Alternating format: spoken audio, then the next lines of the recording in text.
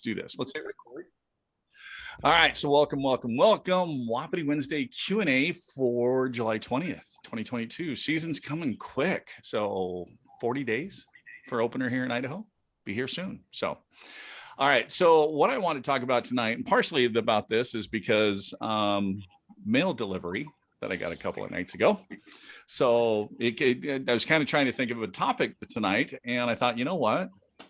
Hey, we've talked about diaphragm reads, we've talked about open read cow calls, but what other alternative options are there out there if you want to do some cow sounds? And so thought that that's what we would do tonight. Just admitting another one here. I thought that's what I would do tonight, is just kind of go over some alternative, cow calls that we can use, and also show you what showed up in the mail. I hinted to it on the last one. So, all right.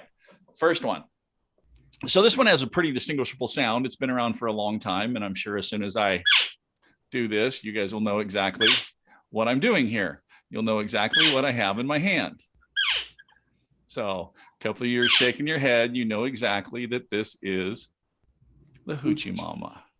So the Hoochie Mama is a great beginner call. And I'll tell you what, when this thing came out, the reaction that it had on elk was incredible. I mean, I remember when it first launched out, I was actually on staff with Primos at the time. And as soon as it showed up, I grabbed it and I went out on a scouting trip and I actually called in a whole herd at the 1st of August just doing this. And I was like, holy crap, this thing's a game changer.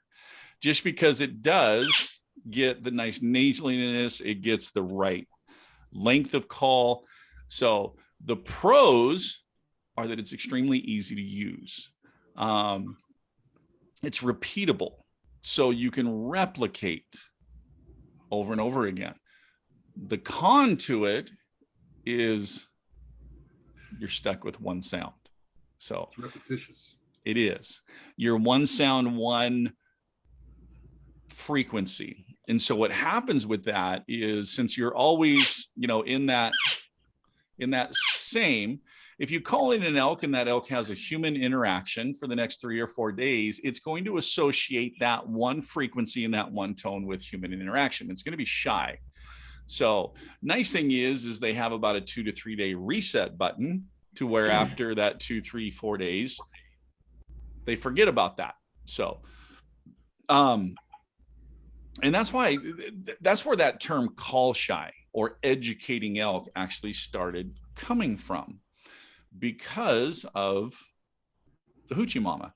Now, in its defense, it's not educating for a long period of time. Now, the Hoochie Mama is a great addition that if you have a diaphragm reed in your mouth and you're sitting here doing cow sounds,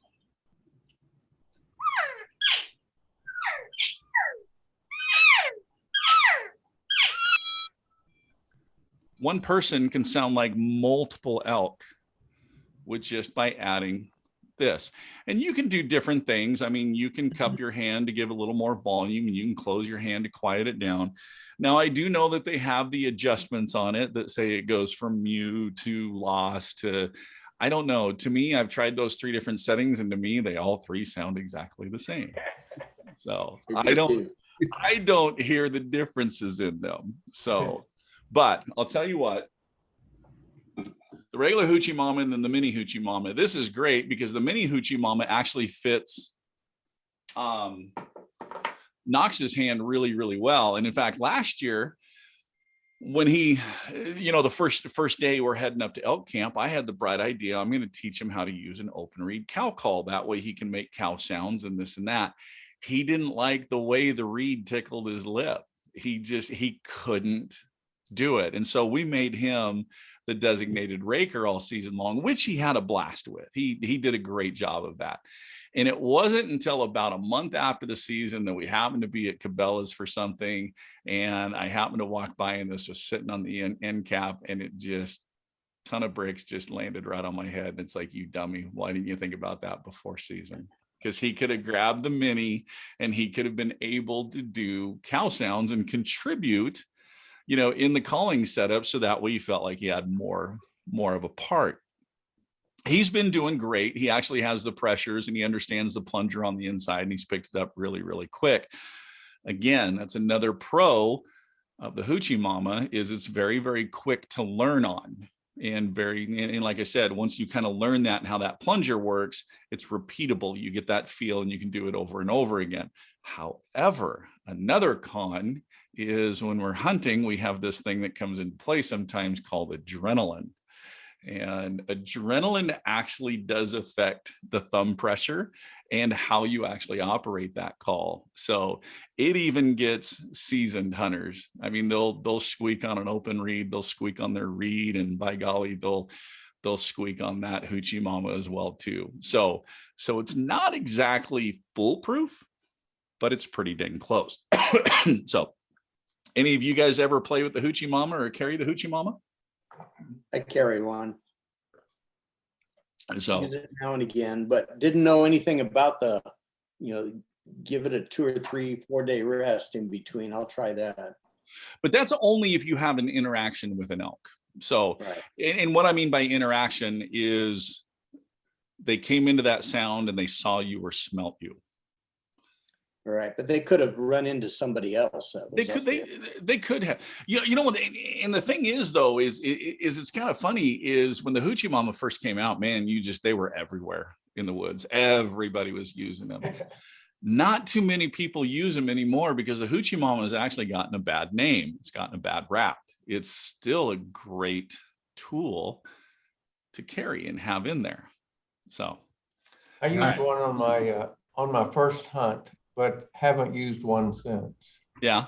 I would find I'd have it in an inconvenient place and it'd squeak sometimes when I didn't want it to. You press that bulb and you put a little bit of air on it, and you bend over to pick something up, and it's like, oh, suck, I didn't want to do that. So, but again, one of the cons to it. So, and yes, it is one of those things that trying to carry it in a convenient spot that you can grab it easily. I mean, I kind of joke with open reed cow calls and Hoochie Mamas and this and that, and you start putting them on retractable lanyards and you get them, and then all of a sudden you have the Mr. T starter kit hanging, on your pack. So, and and I've seen people out there with that Mr. T starter pack, and it's like, yeah, I think you definitely got the different calls covered there. So all right, we're letting Mr. Big B to connect to audio here. Oh, he's connected. He can hear us. So welcome. So we were actually just talking about the first alternative cow call device, and it was the Hoochie Mama. So kind of talking about some of the pros and cons, and the pros are that it's very, very quick to learn how to use it. It is something that can be repeatable, but cons are you're kind of stuck with only one sound realm in that. You can't do a lot of variations on it. Storing it in different places, you can bend over and bump the bulb and make it squeak when you don't want it to, and so, but it had that happen in my fanny pack. Did you really? I'm like, Jesus. It's yeah. In fact, I used to carry it in the side pocket on my pants, on the six pocket pants, and I used to always keep the flap unbuttoned so that way I could just reach down in the pocket and just do that sound, which kind of muffled it and kind of softened it up a little bit. So, but the only problem is sometimes I'd be in the middle of doing that and I would pull it out just a little bit and it'd be hanging, and the next thing I know, I'd be walking and I'd hear that because it fell out and it turned upside down and landed on the bulb, and it did just enough to make a little bit of noise, which I guess is good because it let me know that it fell out of the pocket, so I didn't leave it on the mountainside. So all right, option number 2. How many of you guys have heard of the Pretty Little Maiden from Flexmark Game Calls? Okay. The Pretty Little Maiden is just a simple little bite call. It actually has a reed on the internal, and honestly, this thing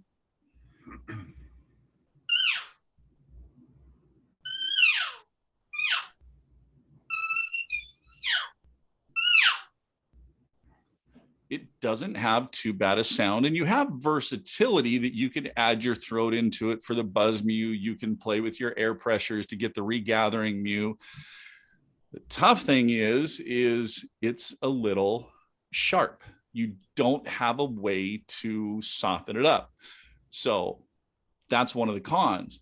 Pros, very, very easy to use. So it's again, learning curve on it's very, very short, because you're basically just putting your teeth on the black band and you're just actually just pressing down. So, and oh, by the way, Greg, these are made in Eastern Idaho. So Idaho company. So, but very, very easy to use. You can do some things to, you know, you almost have to cup it in your hands.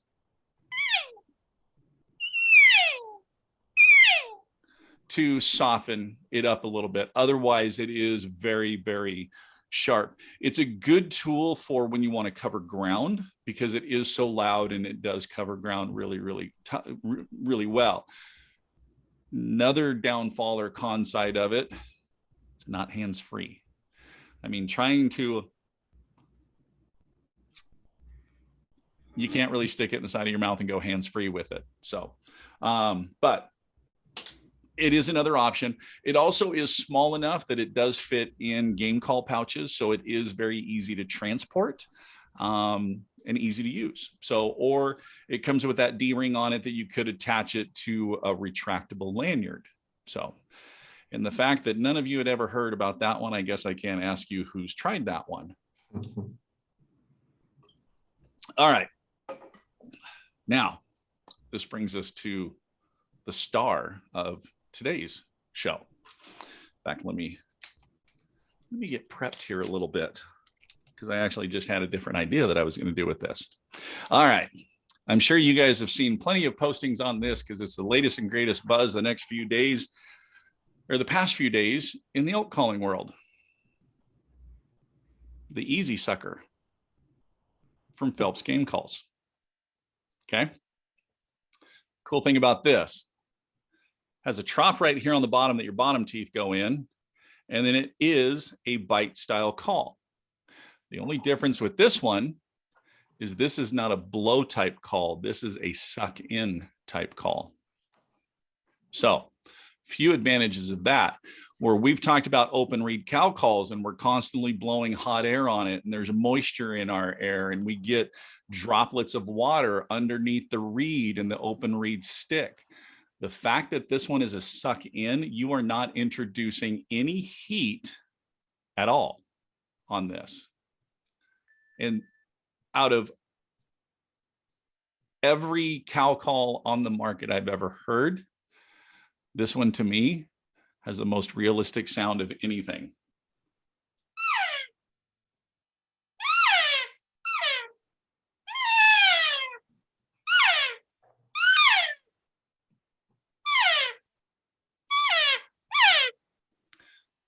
Very easy call to use.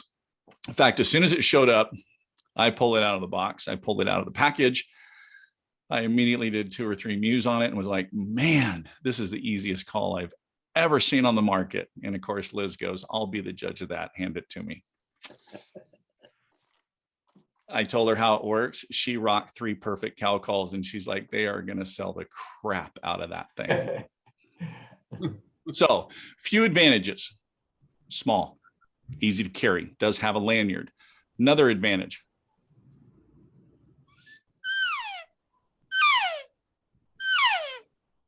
you can go hands-free with it.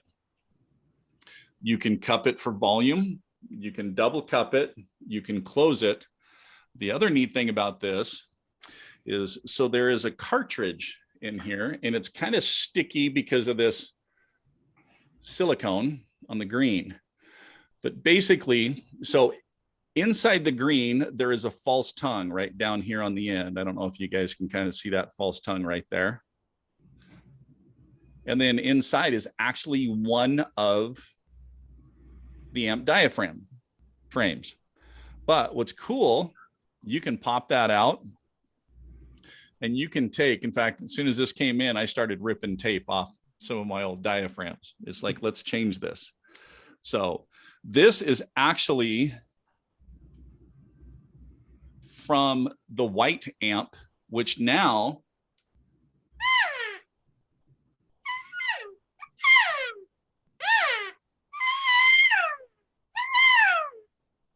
gives you an older cow, deeper tone. They do have multiple reeds. So now another pro of this is completely customizable to the tone that you want. So they actually do make 3 different reeds that you can get in a combo kit with it. They make a blue that is young, a white that is a kind of a medium aged cow, and then they make a black, which is an older cow. So another advantage is Greg, kind of like you were talking, the hoochie mama, I got to give it 3-4 days. Imagine if you had this, you go in one day with the blue reed, then you swap it out, you go in the next day with a white reed or a black reed, just to change that pitch or tone a little bit. So another advantage is extremely short learning curve. I ended up buying I ordered one for myself and the other 3 guys in camp. And as soon as it came in, I ran back upstairs and ordered 2 more so that Liz and Knox would have one. I think it just arrived today. They're sitting in the mailbox. Knox comes back on Friday. So I'm kind of excited to break it out of the package and see how quick a 10-year-old can figure this thing out and see how well he does on it. Another advantage, it's fluorescent green. You do happen to set it down because you're eating or something, it's going to be pretty easy to find. It's not going to be camouflage like some of these people make their calls out of, and you set it on the ground and by God, you're never going to find that thing again because it blends in so well. So out of all the alternatives, another alternative out there kind of falls in line, and I don't have one, but it falls in line with the hoochie mama, and that's the Squeeze Me cow call from HS. Hunter Specialties. The Squeeze Me cow call, I've never been a fan of the tone on it. To me, it's really pitchy and squeaky. It doesn't sound natural, but it falls under, again, where you have the bulb that you have to squeeze. So again, if you have it somewhere and you bump that, it's going to make a noise you don't want it to. But out of all of the alternatives, this Easy Sucker from Phelps, I think, is head and shoulders above anything. I mean, somebody that can't use a diaphragm reed, or they're just starting to learn a diaphragm reed, that Easy Sucker is a great option to go because it's very easy to use. But the other thing too is it does produce realistic tones that they can tune their ear to, so that when they're practicing on the diaphragm reed, they're like, okay, what I just did there on the diaphragm reed sounds like the cow that I'm producing with the Easy Sucker. Now I know I've got the right pressure on the reed and all that kind of stuff. So now another con on the Easy Sucker. If you've blown on calls for quite a while and you're so used to blowing, you will put the Easy Sucker on and you'll blow on it. And you'll immediately go, crap, this piece of junk broke already. Wait a minute, I need to suck, not blow on this. And so you will blow. In fact, we were having that conversation at work. I actually took it into work the next day because there's a lot of people that hunt and showed, and I think 6 guys just jumped on and ordered one right there. And we were having that conversation. I'm like, you can bet your butt you're going to get in the middle of a situation using that. And you're going to get in the middle of a situation where you're working a bull and you're going to screw up and you're going to blow on it instead of suck on it. So, but if you practice, muscle memory will generate on that. So, okay. So that's kind of all I had for alternative type cow calls. What questions do you guys have? Or maybe you know of another alternative out there that I haven't tried with or know about. I don't know. I actually, my hoochie mama isn't a hoochie mama. It's actually a knockoff. Oh, is it? Yeah. Hold on. I got it right here. Okay. Oh, actually, wait, I just thought of another one. I think there is one out there. It's, oh God, what was that? That Mac Daddy. The Mac Daddy bugle that HS came out with, that was the push button bugle. You can actually push button on that and do cow sounds. Okay, that is the Squeeze Me cow call from HS that I was talking about. Oh, is that it? That is it. Okay. Yep. Yeah, and it has the adjustable noise too. That makes no difference whatsoever. That makes no difference. So it is a true knockoff, is a knockoff of the Hoochie Mama. And I So. actually have it on the lanyard so I can have the Mr. T look, because I got that and the open read and, you know, a rangefinder around my neck, and you know. So you got the little bit, the little T starter kit. Little T starter kit. Yeah. So yeah, no, that's the Hoochie. That's the Squeeze Me cow call from HS. So Oh, okay. That's all right. That's what. and I've never really played with it other than just at a sports show, pick it up a couple of times and neat. No, I don't like the sound of it. And I know there was a couple of guys for quite a while at the World Championships that they would get up and they would incorporate that in, you know, with their cow sounds. And now, mind you, they were on HS staff, so they had to use it. But I don't know. It just.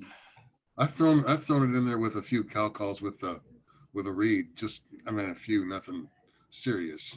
Well, and I'm sure it's just like anything else, that if you use it sparingly, if you don't overuse it, you're going to be fine.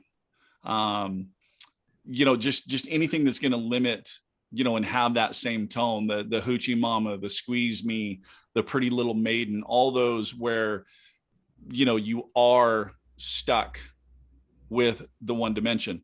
That's another thing that I forgot to mention about the Easy Sucker is, you know, all the different cow sounds. See, I'm going to blow. So you can go into the assembly mew, the demanding mew, lost mew, the regathering mew.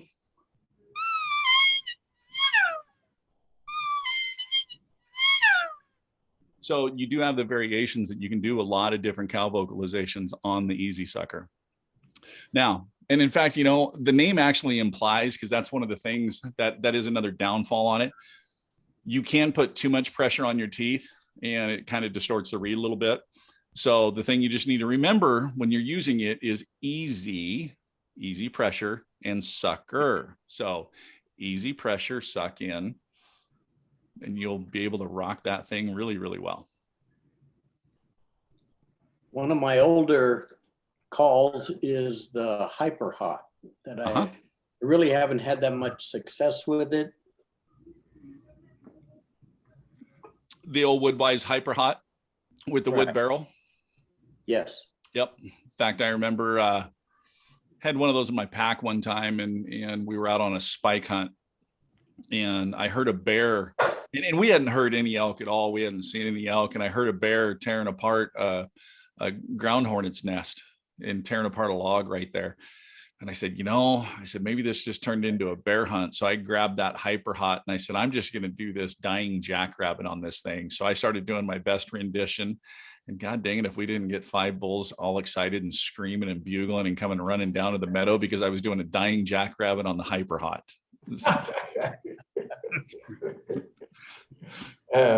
You just never know. Yeah, the hyper hot. So the interesting story about the hyper hot is actually an open reed cow call, just like several others on the market. So, but when that came out, that's when a lot of people were talking about the hyper hot or excited estrus of a cow. And man, that's the sound that she really makes when she's ready to breed. And so Woodwise was brilliant when they tagged that with the term hyper hot, because so many people were talking about hyper hot and hyper estrus. And so that was named hyper hot as a sales strategy and marketing strategy to take advantage of all those, you know, popular terms that was on the elk hunting market at that time when it came out. It's an old call. Yeah. You know, I think I still have some of the old Skeery calls. Ed Skeery, when he sold the 3-pack, he had the real short one, the Ace 1 Enticer and Ace 2 and Ace 3. And yeah, I think I still have those sitting in a box somewhere too. Those still work. They do. You know, that little Enticer that was one that you could actually put in the corner of your mouth really easy and operate hands-free. And that's a bite and blow. That's not really an open reed cow call. So that's another alternative right there. They can spit up on you pretty easy though. Yeah, because again, you're blowing that hot air with moisture that gets, and it's an enclosed channel because it has that rubber tubing around it. So there's no place for that moisture or that heat to escape. So it just sits in there and collects on that reed, and it's really easy to stick it. Yeah, I don't know how many times on the mountainside I took that thing apart to dry reeds off just so I could keep using it.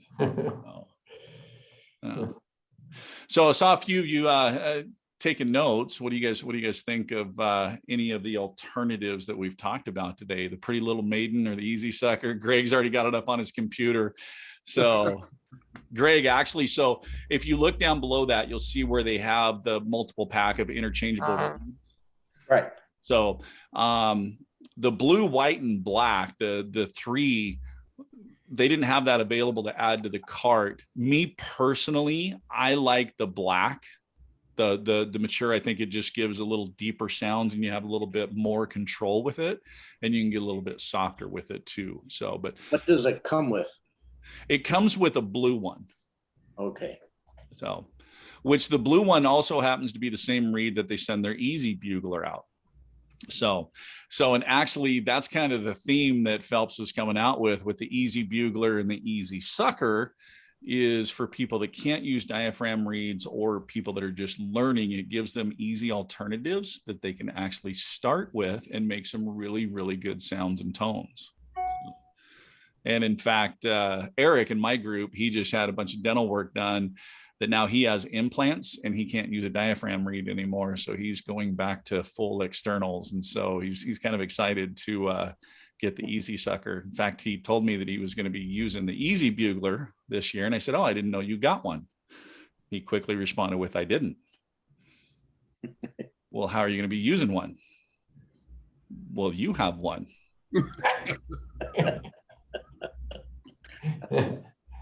I see where he's coming from now. So no, I think he's going to go back to the Power Bugle. So he used the Power Bugle for years, and he's actually quite good on the Power Bugle. So, all right, alternative cow calls. So a few options out there.